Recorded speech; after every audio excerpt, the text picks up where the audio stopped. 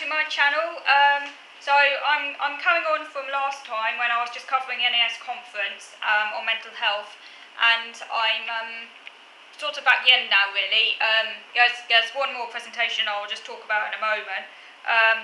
I haven't covered everything. There were a few presentations. For example, there was one on post-traumatic stress, and there's one on suicide and self-harm, which I won't cover because I haven't really got anything to say on them because they're not something I've experienced, and they're also quite sort of dark subject matter, so I'll leave those ones out. I'm just sticking to the ones where I feel I've got more insight and I can talk a bit more about. One of you made an interesting comment last time pertaining to the talk on anxiety and alexithymia, alexithymia relationship to anxiety and difficulties with interoception, and how that ties in to the idea among certain segments in the neurodiversity movement that anxiety is merely a comorbidity of autism, not a core aspect of autism, and that anxiety is more a product of society as opposed to something neuronal. And yes, that's a very interesting topic, and I have got quite a bit to say about it, because as someone who is both autistic and suffers from a lot of anxiety, I would say that the two are deeply embedded in my DNA. That basically, you cannot really separate the anxiety from my autism. They're so interconnected, that would be an absolute impossible task. I'm anxious precisely because I am autistic. It's got nothing to do with anything else really. Yes, society does make the anxiety a lot worse, and yes, if society were, if we lived in a better world that was a lot less noisy, a lot less sensory, a lot less demanding on a sensory level, and so on, yes, my anxiety would be a lot lower. So yes, obviously society does have a role. I'm not disputing that. In terms of the ability to manage anxiety, certainly some environments are a lot more conducive to better anxiety management than others. But nevertheless, the fact I am a highly anxious person, because clearly not everyone has an anxiety disorder, the fact that I am a highly anxious person is to do with the genes I've inherited, is to do with my brain, is to do with my autism. The autism makes me more prone to anxiety because it makes me very aware of what's going on around me because my senses are heightened.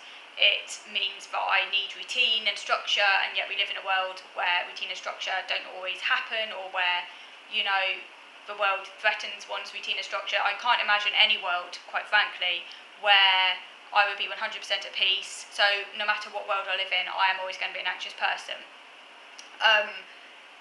That doesn't mean I'm defeatist, because obviously there are certain environments that make me more anxious than other environments, and I aim to put myself in environments where my anxiety is kept as low as possible. But even in those environments, I'm still going to be anxious because I have a brain that is anxious, and that is my brain. There's nothing comorbid about it. I feel that the neurodiversity movement often likes to paint this pristine picture of autism as 100% pure, as kind of it's a kind of picture book version of autism, which doesn't actually exist in the real world. Because I can tell you, I know a lot of autistic people, and I can tell you that not one autistic person that I've met has ever just had pure autism. They've always had something alongside of that. At least, yeah, so some more than others, admittedly, but pure autism is a phantom. It doesn't exist. Autism always intersects with other conditions, and that's precisely because the genes that increase your likelihood of having autism also increase your likelihood of having other conditions as well, because these genes are heavily entangled. That's what the science shows. We cannot dispute the science, can we? And as I've quoted before, because I've looked at some studies about the amygdala, which show very clearly that there are definite changes in the autistic brain in those who have anxiety. Of course, not all autistic people will have an anxiety disorder, just as not all autistic people have depression. There's no inevitability here. Just because you're autistic does not mean that you're going to have an anxiety disorder. So there will be autistics who don't have an anxiety disorder. I've met a fair number who don't have any anxiety disorder. Some autistics don't even seem to really experience anxiety, although maybe they do, but they're just not aware of it. And obviously not all autistics have depression. I don't have depression. But there is an increased likelihood that autistics will have these conditions, and I don't think you could just explain it all away as a product of society or as a comorbidity. There's something going on here. Just as there's a very high correlation between autism and intellectual disability, not all autistics have an intellectual disability. In fact, the vast majority of autistics don't have an intellectual disability. That's one of the main myths or stereotypes around autism, that all autistics have an intellectual disability, but that is simply not the case.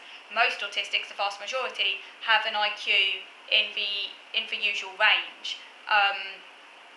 But nevertheless, there is a very strong correlation between autism and intellectual disability. So in other words, if the odds of having an intellectual disability are a lot higher if you're autistic, which again suggests there is something genetic going on there. That intellectual disability, again, is not just purely a comorbid for those who happen to have it alongside their autism, that the two are very often entangled. And also, there seems to be a higher likelihood of intellectual disabilities in the families where there are autism as well. In actual fact, one of my cousins has an intellectual disability and is profoundly autistic. So yeah, and I do feel that trying to sort of go on about comorbidities, and it's really just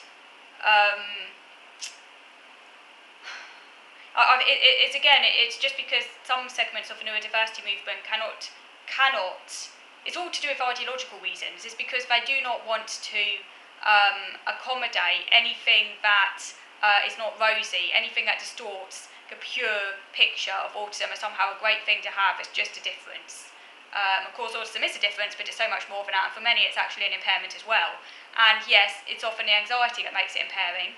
But yes, the anxiety is often very much hardwired into the autistic neurology, and you cannot separate the anxiety in those who have it from the autism. So yes, autism can be impairing, not because of comorbidities, but because of a fundamental nature of autism itself, which very often gives rise to these other conditions out of its basic neurology.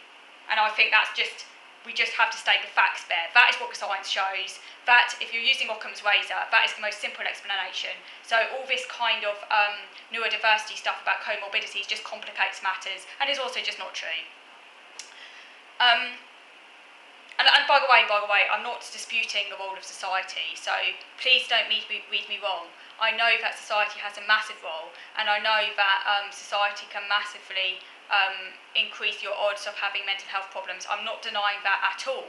I'm just simply saying that the science shows that at a very basic biological level, autism increases your risk of a whole range of different conditions, not just psychiatric but also physical as well, and that we cannot just blame society. I'm sorry, but we cannot. Autism is a biological, physical disability. It's a medical condition, and I just don't think it's helpful to ignore that and to deny that. Okay, so that's what I wanted to say about that one. So yes, I agree, very much so, that the study on alexithymia that I was talking about last time does very clearly show how much anxiety is embedded within the core neurology, within a core impairment of autism that is to do with its difficulty in predictive coding, which makes the world really uncertain. And that difficulty with predictive coding is at heart a brain problem. It comes right back to the autistic brain being wired differently, and you can call it just a difference, you can call it a problem. Personally, I see it as a bit of both, because hell man, it's a handicap. For me, it's a handicap. I'm not going to beat around the bush. It's a handicap, and I say it as it is. But yeah, basically it is biology, full stop. And I just accept that, it's just a fact of life, Doesn't make me down, it's just a fact of life, but I'm not going to beat around the bush and pretend it's something it isn't. And it's not all a bed of roses either, but it's something you just have to live with if you have it. I don't know any different, just as a blind person doesn't know any different if they're born blind. But hell, that's an impairment. I'm glad I'm not born blind, but if I was born blind, you just accept it, because I wouldn't know any different. So, the same thing. Autism is a kind of social blindness. Okay, so I'm going to move over now to video number 2 to carry on this video. So moving on to video number 2 now.